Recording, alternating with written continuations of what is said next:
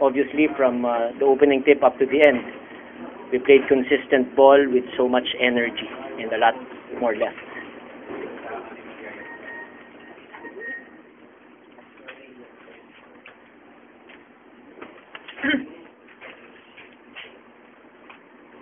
Coach, how will you take your next 2 games?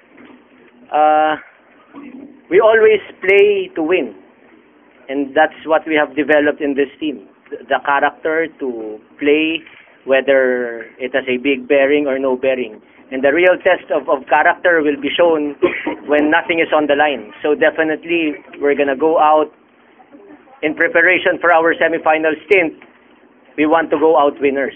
So the last 2 games, in as much as it's a big luxury to play it, we're definitely going to go all out to win it. Pasok na, no, bro? Number 1, how do you tend to keep the fire during the break? I've talked to my players about that. Ang una kong sinabi sa kanila ngayon, yung test natin yung typical Filipino trait, yung manyana, yung mamaya na, pwede pa naman, may 3 chances. So for now, na-arrest namin yun. Pero yung long break na to, ang sinabi ko sa kanila, we are not going to celebrate if you make it to the semis. The only time we're gonna celebrate if you win the ring.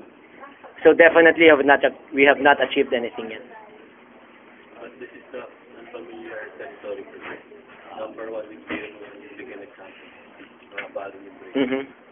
It is still a blessing, yun sinasabi ko eh. Mas mabuti na yung nandito sa situation na to kaysa yung makikipagbakbaka na, you risk injuries and everything, and you don't have a guaranteed slot in the semis. So we're gonna take this. It's a huge blessing for our team, and it's a good climb up for our goal to win the All-Filipino crown again. What may be a bit of a concern for you coming out of 12 days, right? The concern was we played our second game in the last 22 days.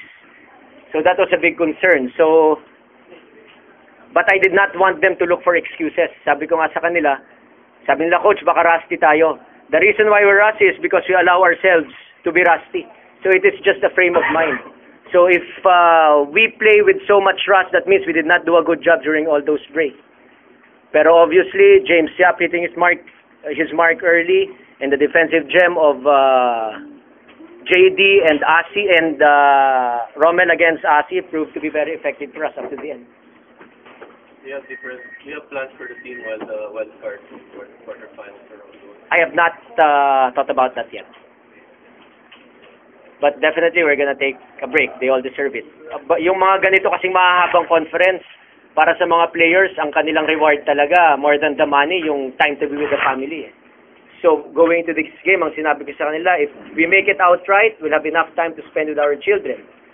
So, sa kanila, na-motivate sila ron.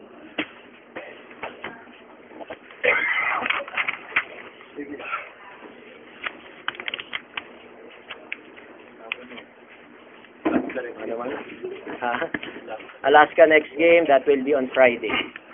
So, like what I said earlier, we will prepare hard to win.